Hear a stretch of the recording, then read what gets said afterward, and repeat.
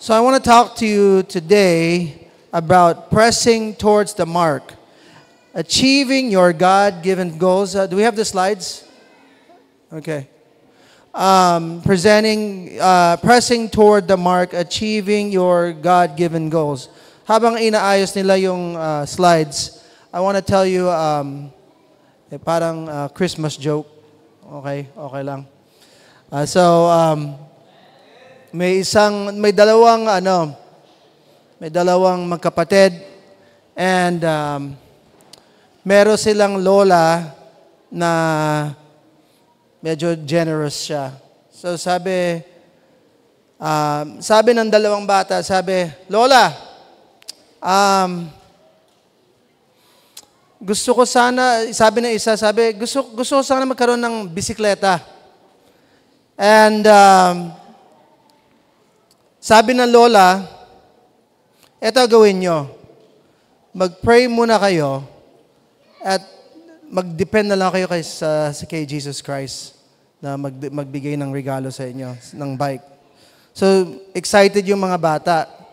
So, pumasok sila sa kwarto at they started pray. Yung isang bata nag-pray, sabi niya, Lord, kailangan ko ng bisikleta at ako ay magiging mabait na bata. And sabi ng isang bata, sabi niya, ba't ka nasigaw? Hindi naman bingi ang Diyos. Sabi, hindi nga bingi ang Diyos, pero bingi si Lola. So hindi talaga nagtitiwala sa Diyos, pero okay. Alright, so mag-pray kayo na malakas. Baka marinig kayo ng kapitbahay nyo. So, yun ang moral ng story. Okay, so, pressing toward the mark, yan ang QR code kung gusto nyo sundan sa... Because I believe, ibibigay ko na yung mga QR code para hindi kayo, habang nag-notes kayo, so, ito yung notes ko for how do you achieve your God-given goals. Remember, now the world wants you to achieve goals. Either graduate ka sa school or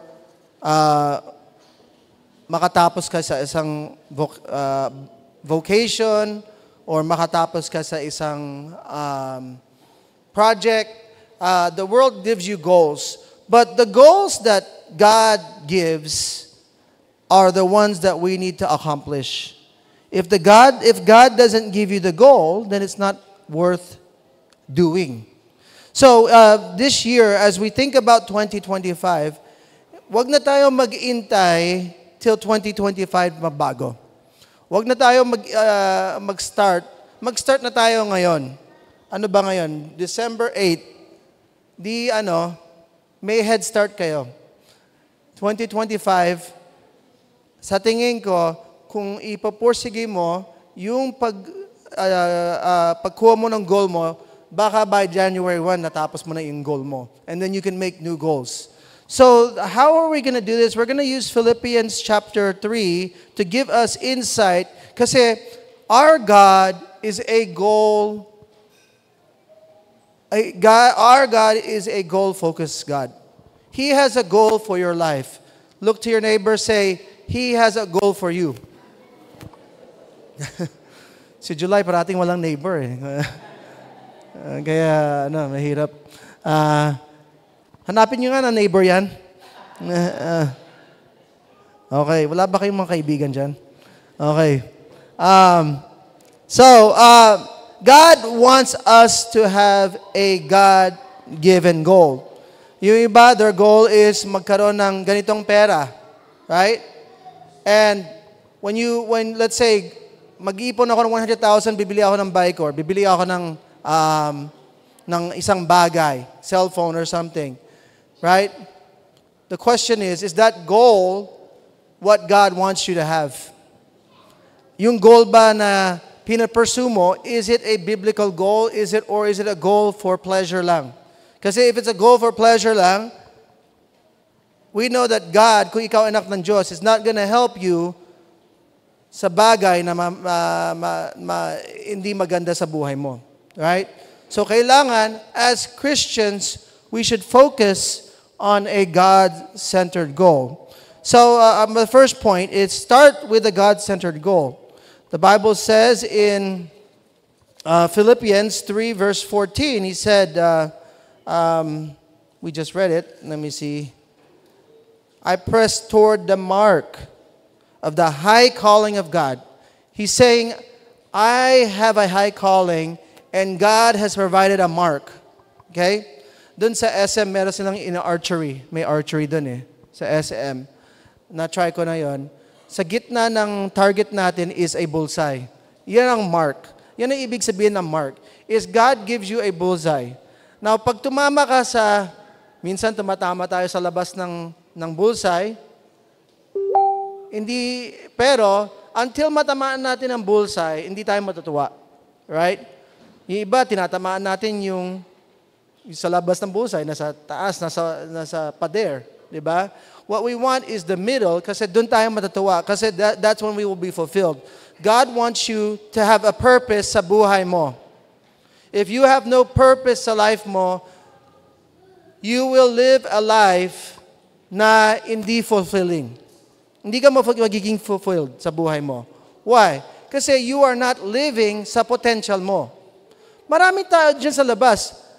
Dapat marami sila nakakapit sa buhay nila. Ano nangyari? Wala nangyari. Pumunta sa drugs, pumunta sa naging beggar na lang sila. Why? Kasi they did not pursue the goal that God gave them. So, how do we find the goal that God gave us? So we look here. This is the steps that we have. Next slide, please. The steps that we have. First of all, up.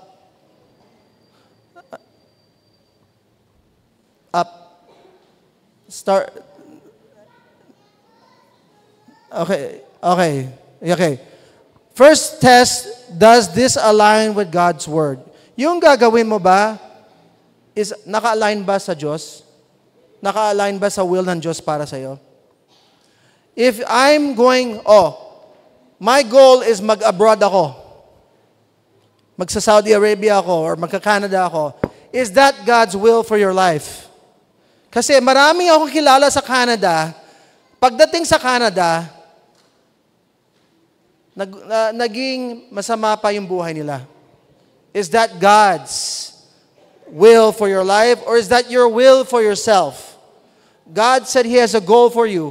Are you going to chase yung pera? Or are you going to chase, pagdating sa Canada, mag-mission ako? Or, eto ang mangyayari, yung kikitain ko sa Canada or kikitain ko sa Saudi, gagamitin ko para sa church, gagamitin ko para sa ministry or sa missions or something na I can use para sa ministry ko. For sure, pag hindi madadamay yung things of God, is not God's will. Right? Kung pupunta ka sa place, hindi ka naman makakasimba, wala ka ng connection sa church, wala ka ng connection sa... I don't believe that God wants you to do something na hindi ka mag-grow as a Christian. Napakadali mag-backslide. Napakadali na to go the right way, tapos mag-swerve.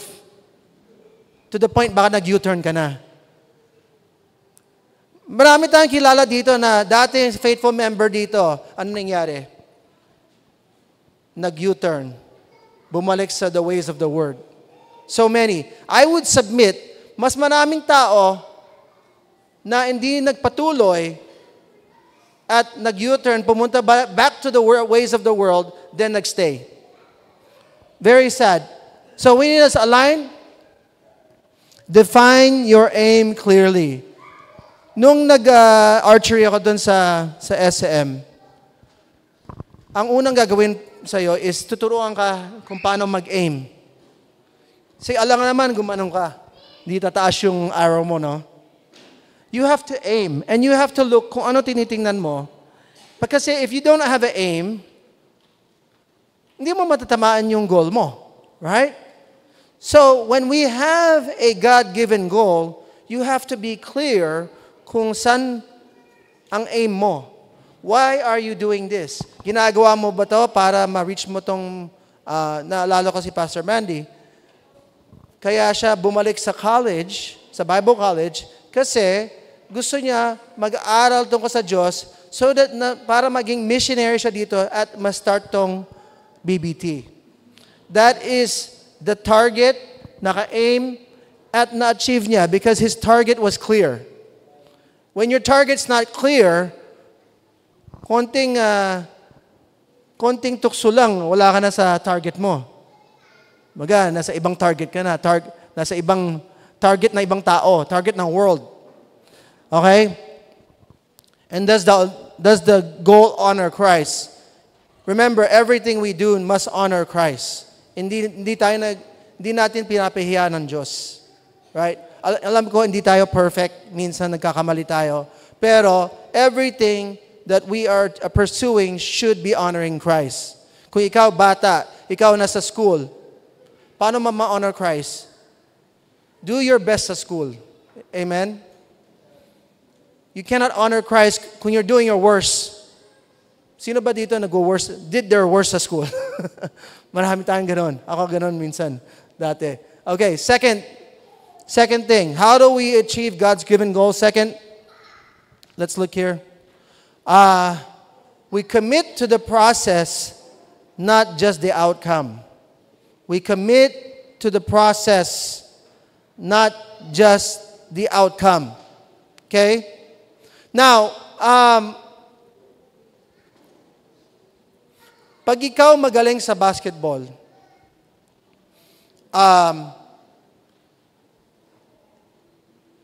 pag nanalo ka ng championship, tuwan-tuwa ka, no? Pero, pag natalo ka, hindi ka matutuwa. Ako, nung age 16 ako, mga 12 years old ako, I really thought na makapasok ko sa NBA. Oo, sabi ko, may dream ako. First Filipino sa NBA. I really believe that I would become NBA. Pero, like every night, nagpa-practice ako ng basketball, pinapalakas ko yung tira ko. Pangbakla pala yan. pero, to the point na when I didn't achieve it, na-disappoint ako. Okay? Now, there's a difference between trusting the outcome or loving or trusting the process. Kasi what's not important is the destination, it's the journey. Diba? Kasi tingnan natin ang school. Ang college ba, matututo mo ba lahat ng gagawin mo sa workplace? Hindi. The reason we go to college is to prove sa employer mo na ikaw may discipline and you have a process of learning that you can learn. Okay? What's more important in college is not na magaling ka sa mag-test. What's important is you have the discipline to finish 4 years of college, the process of college, not the outcome. That's why it's so important na mag-aral tayo. Bakit? Lahat ba ng Christian mayaman? At lahat ba ng Christian ay lahat ng dreams nila na achieve nila? Hindi. Why? Kasi there's different outcomes, some positive, some negative. So if it is not sure kung ano magiging outcome mo, what you have to do is love the process. Ano ibig sabihin yun? How do you become more schooled sa Bible? You have to read the Bible. You have to listen to preaching. You have to listen. That is the process. Yung outcome, dadating din yan. Pero yung process na gagawin mo yung maliit na bagay para ma-achieve mo yung yung sabi nga ni Kobe Bryant nung nanalo siya ng championship. Nanalo siya championship sa NBA, sabi niya, sabi ng tao, ano gagawin mo bukas? Sabi kay Kobe Bryant, kasi nanalo na siyang 4 na championship na. Sabi niya, tomorrow I will wake up at 4 a.m. and I will practice again.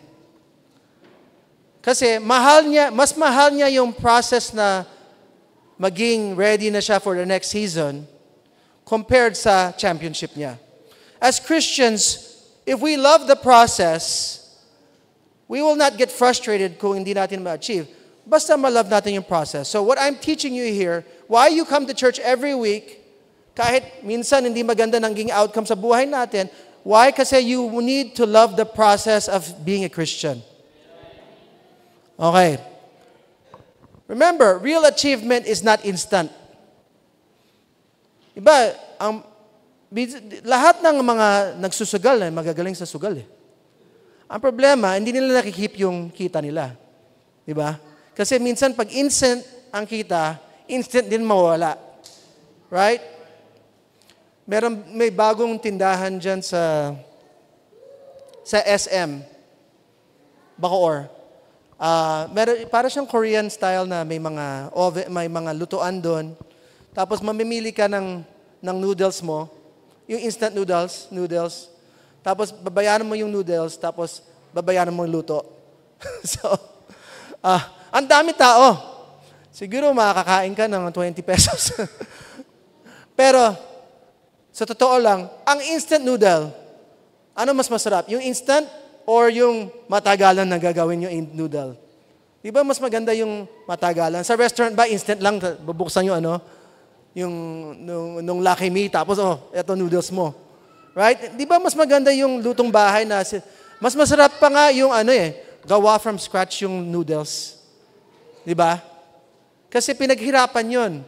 At, nung galing kami sa Japan, may place doon, ang kakapal ng noodles, ginagawa nila yung noodle on the spot. Kaya sobrang sarap yung noodles. Pero yung instant noodle, Lucky Me, yung mga ganon, bulalo na nasa...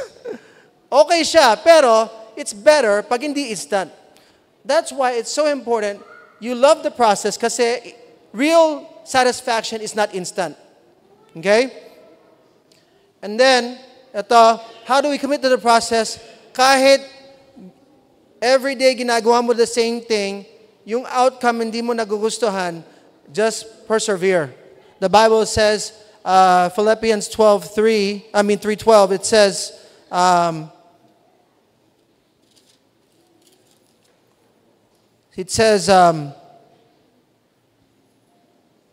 Philippians 3:12, it says, not as though I have already attained, either we were already perfect, but I follow after. So the Bible says that he keeps following, he keeps going. Okay? That I may apprehend, that I may get that which I also have heavenly in Christ. So whatever God has given to me, I'm going to pursue. I will follow it. Okay? So we trust the process. Next. What is the third thing na kailangan natin gawin to fulfill our God-given goals? Leave the past behind. Raise your hand kung may nangyari sa buhay mo or may ginawa ka na hindi maganda in the past. Okay? Dalawang tao lang. Okay? Lahat tayo, right? May decision tayo na ginawa natin na hindi naman nagpabuti sa buhay natin, right? There's things that we did in the past that has not been beneficial sa atin. Sa akin, number 1, pagkain. Ang daming kong sakit ngayon dahil sa pagkain ko. Actually, may nagsabi nga sa akin nung 20s pa lang ako, sabi, the more you eat, the faster you die. Totoo pala yun. The less you eat, the longer you live. May nakita kayo mga 100 years old na mataba? Wala, di ba? Ang mga 100 years old, mga, kasize na mami ko eh. Wala pang 100 pounds.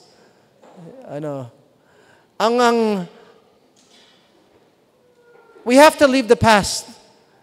Alam nga naman, May sakit ka ngayon, tapos magagalit ka sa sarili mo dahil ganyan. No, you have to leave the past behind. Anong magagawa mo ngayon? Is baguhin mo. It's never too late to change. Diba? Pwede ako mainis sa sarili ko. Ang problema pag nainis ako, kumakain ako eh. Diba? Comfort food, yun ang tawag. Pag pinakagalitan ko sa sarili ko, sige, kakain na lang ako. Leave the past behind. We cannot pursue our God-given goals kung lahat ng gagawin mo, isipin mo, backslider ako dati, ganito. Bumalik na naman ako sa kasalanan. Hindi na ako pwede mag-forward. Backward ka na naman. Diba? It's not in God's interest na mag-backwards tayo. Always move forward. So, leave the past behind. What does the Bible say? Why do we need to leave the past behind? Sabi niya, Philippians 3, sabi niya, verse 13, Brethren, I count not myself to have apprehended, but this one thing I do, forgetting those things which are behind, and reaching forth unto those things which are before. You see, the Bible doesn't want to hear yung mga excuse natin. Na kung bakit hindi mo pwede gawin to kasi ang daming tao. May nakilala ko, 50 years old. Pumunta sa nursing school, 15 years old. Why? Kasi they wanted to pursue the goal. Pinursue niya kasi hindi siya nung 20 siya, hindi siya nag-aral. Wala siyang ginawa. Pero, he didn't say na, hindi ko nagawa nung 20 years old ako. Hindi ko nagagawin ngayon. What he said is, I forget yung past ko. 50 years old, nagpumasok, siya ang lolo sa school. 50 years old, nag-nursing. Tapos, natapos siya nursing. Almost 60 na siya. Naging nurse siya. So the point is, you cannot achieve anything if you live in the past. Baka may mga tao, may mga relationship kayo na hindi maayos. Okay? God is a God of second chance. God is a God who will He will not hold the mistake on you. He wants you to move forward. It doesn't matter kung ano nangyari in the past, it matters what you're doing now. The same sa mga tao na wala naman silang backsliding, wala naman silang dahil maganda ang buhay mo up to this point, doesn't mean na magiging maganda buhay mo in the future. In other words, what is more important? What's more important is right now. Are you following Christ right now? Hindi dati ako nagfa-follow kay Christ. Ngayon, I am following Christ right now. That's what's important. So, we start with a God-centered goal. We commit to the process, not the outcome. We leave the past behind. So we learn to move forward. We learn to move forward. Never backward. I don't want to hear sa mga nangyari sa buhay mo in the past. Wala na yun. Kumbaga, history na yun. Tapos na yun. Wala na tayong magawa. Okay? Move forward. You know, ang daming tao, wala silang nakakapos sa buhay nila. Nasa stuck sila dito. Di ba? Hindi nila ma-accomplish kahit anong gawin nila. Comfort food na lang sila. Kaya tatabaan natin, no? Comfort food na lang. Next slide. Fourth. Okay, why is it so important to focus on God-given goals? How do we achieve God-given goals? We have a growth mindset. You know, somebody said, if you are not growing, you are dying. If you are not growing, you are dying. Now, sa mga iba sa atin, ayaw natin yung height nila. Wala na tayong magawa sa height. Pag dating mo 20s, wala na height. Pero, your mind is still growing. You are smarter now than you were in the past.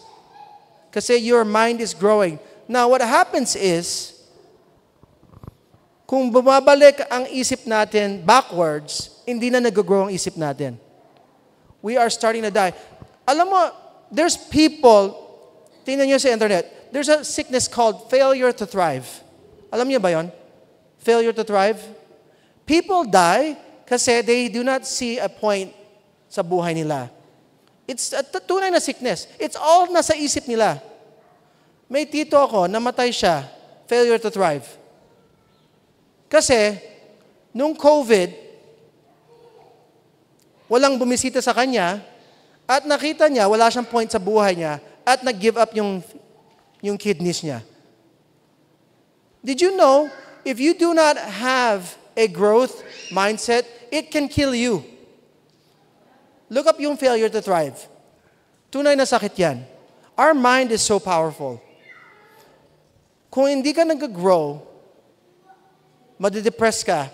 Why are people always depressed? Kasi they feel like, wala nang pag-asa buhay ko, di ba? What I want you to do is have a growth mindset. A growth mindset is a faith-filled mindset. It recognizes that the strength is not in yourself, but the strength is in Christ. Siyempre, pag magdidepend tayo sa isip natin, sa lakas natin, we cannot come with a growth mindset. But if we focus on Christ, sa ginawa niya sa krus, sa ginawa niya para sa atin, we can have a growth mindset. Secondly, a growth mindset breaks limiting beliefs. Ano yung limiting beliefs? Sino dito hindi magaling sa math? Si AJ, ang taas ng kamay. Okay? May mga tao, ipapasolve mo yung problem sa math, hindi pa binabasa yung problem, ayaw na. Yan ang tinatawag na limiting belief. Alam natin mga teachers yan, di ba? Kasi feeling mo, hindi ka magaling sa math, so, hindi mo pa nababasa yung question pala, 1 plus 1. Hindi mo masagot. Kasi hindi mo binasa, kasi may limited belief ka. Ganun kadali yung question, hindi mo mabasa kasi may limited belief ka.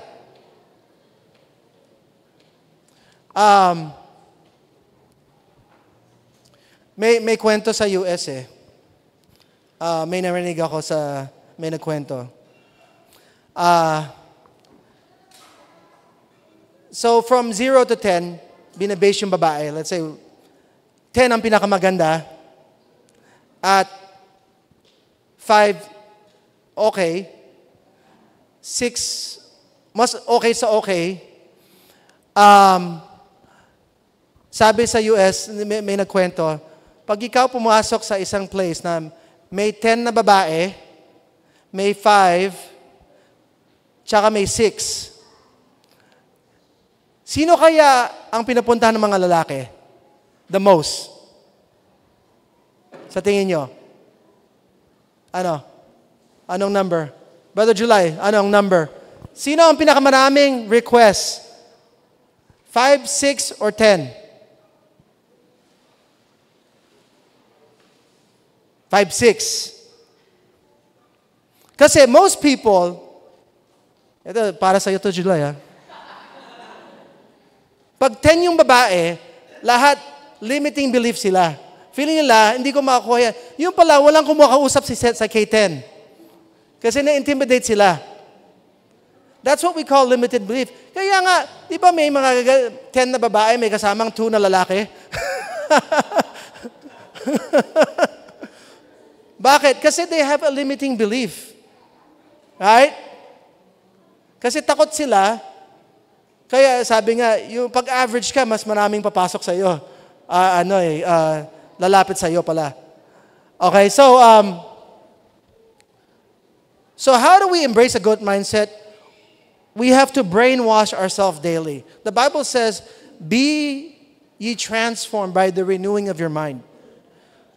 Okay? You have to say to yourself, kung ano yung goals mo, you have to recite it, and you have to recite it till you believe it. Kasi once you brainwash your mind, July, kaya mo ng 10. Every day. Di ba? You have to brainwash your mind to the point where you've grown your mind na you will know na ma-accomplish mo tong goal. Every person dito, you should, okay, financially, you should have a goal to have enough para sa inyo, sa family mo, and also that you will be able to give to other people. That should be your goal. Because the Bible says that we should not only bless ourselves, but we should bless our kids to the third generation. Generation 1, hindi mo ma-provide. So that's why it's so important we have these goals. Kasi that is how the Bible tells us to live. Transform your mind. Sabi, yung iba, pag nasabi third generation, di ko naman kaya yun. Di limiting belief ka agad. Right? If your goal is this, you have to pursue it. Kasi most people, they will not pursue. They will stop. Feeling nila hindi nila kaya. That's why the members of BBT, kaya natin yan. Just look to your neighbor, kaya natin yan. Kaya natin. Okay. Lastly,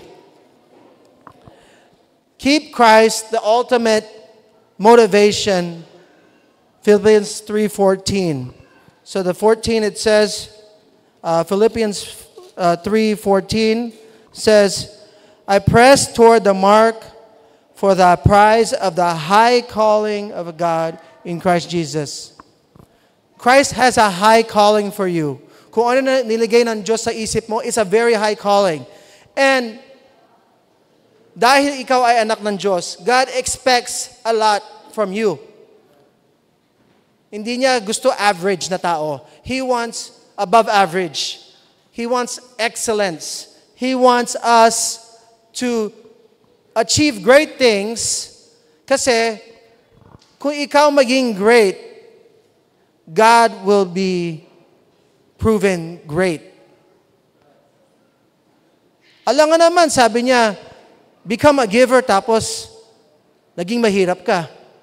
Right? Hindi magkakaroon ng glory ng Diyos, mapapahiya ng Diyos. Hindi na mapapahiya ng Diyos, right? Kung tunay na Christian na tayo at susundan natin, allow the Holy Spirit should guide us. Christ should be our example.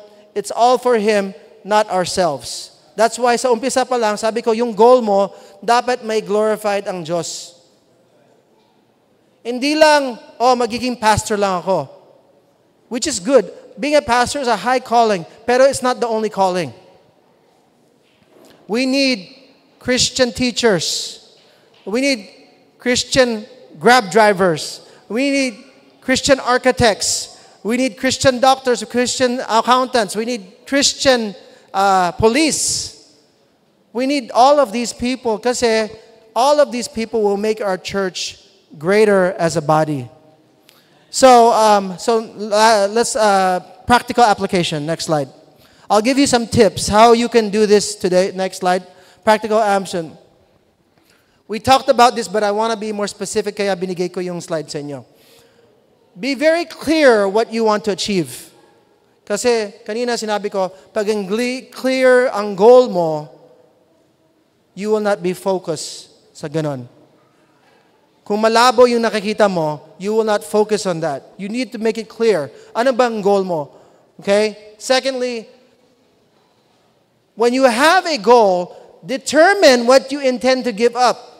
Remember, sa ngayon, hindi mo na-achieve ang goal mo. So there's something happening na hindi mo na-achieve. There's something na ginagawa mo that you have to give up para, yung iba, ang hilig sa tulog. Sometimes you have to get rid of sobrang tulog, right? Or mahilig kayo tumambay, or karaoke, or something na naubos ang oras nyo na hindi mo na-achieve ang goal mo. Right? So when you say yes to something, it means you say no to something else. Okay? When you say, ako ay magiging magaling na kung ano yon, it means that you say no sa ibang bagay na ginagawa mo. Kasi hindi related sa goal mo yon. That's why na iba na hindi na-achieve ng goal nila. They want to go to school, pero Kaya minsan kailangan mo talaga mag full-time school. Kasi nadidistract ka sa pagkita ng pera, hindi ka na focus sa goal mo. Okay? Be very clear about what you want to achieve. Determine what you need to give up. Third, establish a definite date. Pag wala kang date, pabanjing-banjing ka lang. Sabihin mo, in 4 days, or in 4 weeks, in 6 weeks, by January, let's say, by December 1, I will have this achieved na. Have deadlines. Pag wala kang deadline, pabanjing-banjing ka lang. Okay? Fourth, create a definite plan. Napakadali gumawa ng plan ngayon. Pumunta ka lang sa AI eh. Dati, mami ko nagpapatulong sa akin sa prayer letter. Ngayon, mas magaling pa prayer letter niya kaysa sa ina-AI niya lang eh, ChatGPT. No, ang dali lang gumawa ng plano ngayon eh. Okay? Kasi pag wala kang plan, if you fail to plan, you've planned to fail. Right? So these are all based, as pinag-usapan natin, 3 more things. Next slide. Okay. Write a clear and concise statement. Ano ibig sabihin? Dapat susulat mo. If you don't journal, sulat mo sa cellphone mo. What is your goal? Okay, it's gonna be important kasi you need to, pag hindi clear ang goal mo, talagang hindi mo gagawin. Read aloud twice what you will do. Kaya nga di ba sinabi ko kanina, if there's something na gagawin mo, read it twice a day. May tinatawag na habit stacking. Who heard of that word, habit stacking? Sino nagtututbrush dito? Okay, hopefully nagtututbrush kayo. Or silent prayer na lang kayo. Okay. Most people nagtututbrush sa umaga, tsaka sa gabi. Ginagawa mo yan, hindi mo inisip. Dagdag mo na lang yung habit mo is brushing teeth or toothbrush. After toothbrush, basahin ko yung goal ko. Yun ang habit stacking. Pinapatong natin yung ibang habit na gusto natin gawin to yung ginagawa na natin. Habit stacking. 6 pala.